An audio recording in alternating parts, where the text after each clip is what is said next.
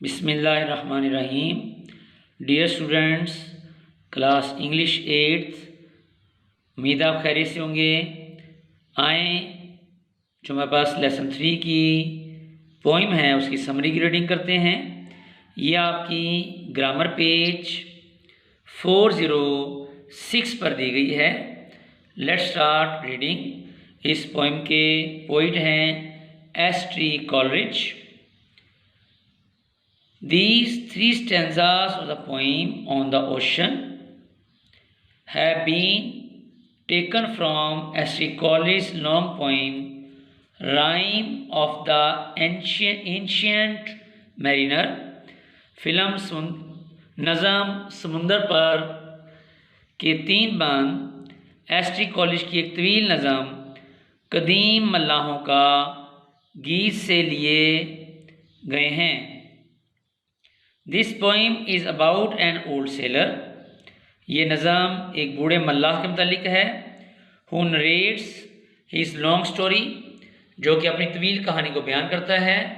About a wise, अपने बहरी सफ़र के। वाइज कहते हैं बहरी सफ़र को। In which his entire ship crew जहाज़ का अमला, जिसमें उसके जहाज़ का तमाम अमला वॉज किल्ड, हलाक हो गया। He recalls the hardships and dangers of the time। वो उस वक़्त की मुश्किलात और ख़तरात को याद करता है। When his ship was hemmed रुक जाना, ठहर जाना। In the maze of silent ocean, maze भूल भुलैया, जिसमें वो याद करता है कि उसका जहाज़ समुंदर के भूल-भुलैयों में रुक गया था, ठहर गया था। इट वॉज समर, ये गर्मियों के दिन थे। And the sun was right above our heads, और सूरज हमारे सरों के ऊपर था। The sailors had no water to drink, मल्लाहों के पास पीने के लिए कोई पानी नहीं था। The sea water was salty, समुद्र का पानी खारा था, नमकीन था। Which they could not drink, जिसको पी नहीं सकते थे।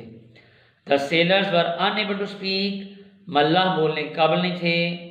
As their throats had dried for want of water, क्योंकि पानी की प्यास की वजह से उनके हल्क या गले खुश्क हो चुके थे।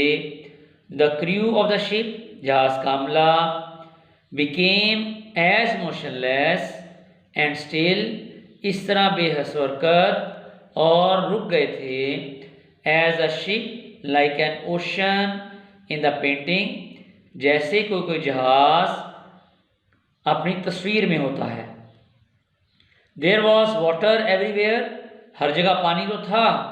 But not a single drop of water to drink for the thirsty sailors, लेकिन प्यासे मल्लाहों के लिए पीने के लिए कोई पानी का कतरा नहीं था। क्योंकि आप जानते हैं कि समुद्र का पानी बहुत नमकीन होता है और उसको पीने से इंसान की मौत वाक़या हो सकती है। So they died of thirst one by one, चुनाचे वो प्यास की वजह से एक एक करके हलाक हो गए। डियर स्टूडेंट्स, मैंने इसकी रीडिंग कर दी है, उम्मीद आपको समझ आई होगी। आपकी ग्रामर बुक में 2 पोइम्स दी हुई हैं, एक एक्स्ट्राऑर्डिनरी स्टूडेंट्स के लिए, एक एवरेज स्टूडेंट्स के लिए। आपने कोशिश करनी है कि एक्स्ट्राऑर्डिनरी वाली स्टूडेंट वाली याद करें और फिर इसको लिखें भी। उम्मीद है आपको समझ आई होगी, आप इसको याद करेंगे और इसकी राइटिंग प्रैक्टिस भी करेंगे। Thank you, best wishes, take care.